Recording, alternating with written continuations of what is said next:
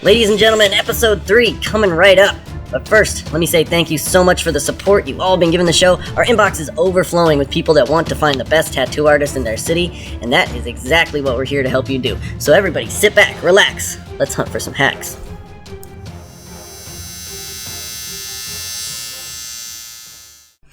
Today's lead comes from a lady named Annie. Annie wrote, "Dear Hack Hunter, I'm looking for a large leg sleeve of flowers, but there's only one shop in our small town. The shop is called Dynamic Tattoo, and it's been around forever, but I really don't love the work that I'm seeing coming out of there. I need your help finding a better artist, preferably one that isn't really far away." Alright, Annie, we actually put in quite a bit of research here and found the perfect artist for you. But for the sake of everyone watching, I'm going to show them why you should always be willing to travel to get some good tattoo art. Let's break it down.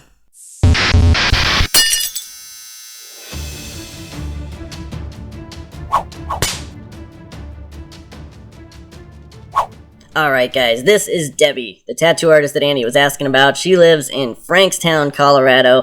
She owns and operates Dynamic Piercing and Tattoo, and you can find them at dynamicfranktown.com. Go check her out. I believe she's the only one that works there, and for some reason, I'm not sure why, but she chose to make it Dynamic Piercing and Tattoo. Usually it's the other way around, tattoo and piercing. And I was very confused by this, but then I got to looking into it more and I realized why.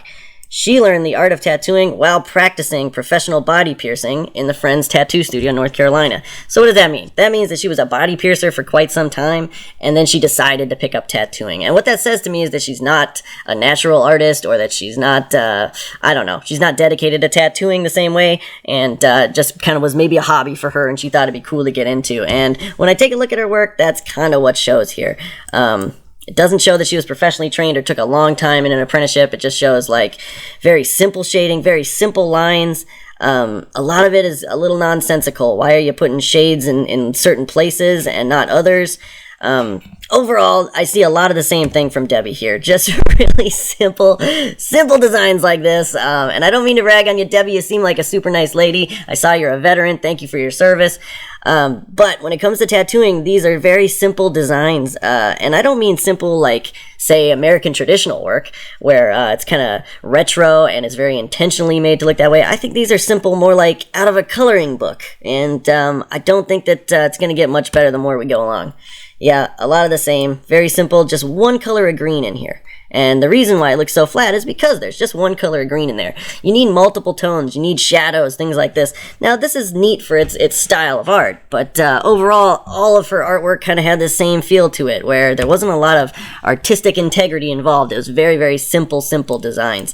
This dream catcher, a little busted up. I don't know, maybe it's meant to look a little wonky and not a perfect circle. Maybe it's handmade out of a stick they found in the backyard or something, but it's definitely not a perfect circle there. You can see the inconsistency with the lines, but again, just simple color palette, no shading, no real depth to it all, just lines and single colors, a lot of it. And oh my goodness, these poor turtles. Debbie, you can do better than this, Debbie, come on.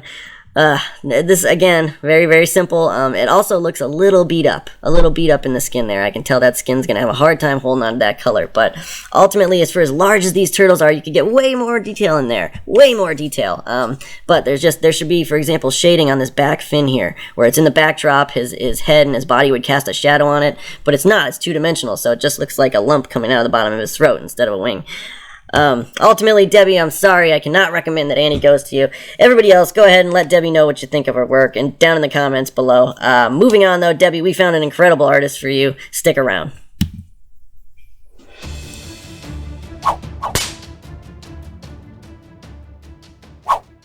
Alright, Annie, this right here is a champion of flowers. We got Ryan Clement, aka Cactus Jack. Let me show you some of his work. He's working at Castle Rock Tattoo. You can look him up at crtattooandlaser.com. And you guessed it, it's in Castle Rock, Colorado. So it's not really that far. It's only about 15 minutes away from FranksTown, Colorado. So you'll be able to find him pretty easy, Annie. Here is some of his flowers. And isn't that unbelievable? This guy knows what he's doing. Beautiful. Beautiful. You notice how this foreground is purple. This foreground flower is purple, light lavender. He used lavender in the backdrop. So you have two sets of purple, but you can still clearly see how that flower stands out and how beautiful it looks. Just an amazing job. Not to mention the purple contrast, the gold and the yellow used in the sunflower right here.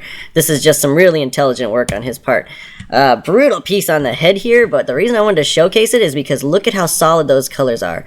This was just done. He just got done tattooing this thing, and it's on a thin scalp, which usually would just gush blood and bleed and be welted. But he did a beautiful job of applying that color without traumatizing the skin. And especially on a scalp, that is difficult. Very, very well done. Another example of a flower of his. I love this rich black background. It just makes it look as if he used an outliner on it, but he didn't have to. Again, just really skilled work. Very, very good depth. Very clean 3D work. You can see that thing from a mile away and know that it's a rose. Very impressive. I like this color combination here, this sort of money green in the background with the pink foreground. Again, amazing shadowing here that creates this depth. Each one of these petals has its own shadow underneath it. You can really tell that he's keen about following his reference, and he's been doing it for a long time. He knows exactly how he wants it to look before he even starts. Here's a great example of some flowers. Very dynamic looking, very 3D. You can look at that texture in each of the petals when you zoom in. Each one of those little white highlights, very, very important to give it the fold in each one of those petals. And brilliant use of color theory here, where he used this sort of teal and mint green in the backdrop. It really makes the foreground of purples, magentas, and these orange, it contrasts them so well. It just makes it look super 3D coming off the skin there. And just for giggles, let's go ahead and compare some to Debbie's. I know it's not really a fair comparison, but this is what I was trying to say about Debbie's work. It's just missing that 3D effect. Now, if this is what you want, if you want something very, very simple, to the point, just lines and simple color palette, then Debbie's your gal. But if you're looking for something amazing, 3D, that's going to stand the test of time, I think you got to check out Captain Jack. I just want to show a little bit of his other work because flowers is not all he does. He's got some great gray wash stuff in his portfolio, some amazing realism. Here's a great example of a lion, and another one I just had to show.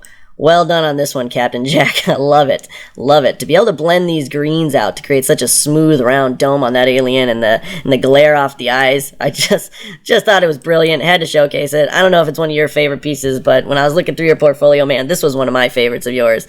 I know it's simple, but just really pops off the skin there. Great job. I think it goes without saying, Captain Jack, you are Hack Hunter approved for sure. Thanks so much for tuning into this episode. Come back next week, hit that subscribe button so you'll know the second a new one pops up. And feel free to email us if you're looking for an artist in your area and you need some help at thehackhunters@gmail.com. Thanks so much. We'll see you next week.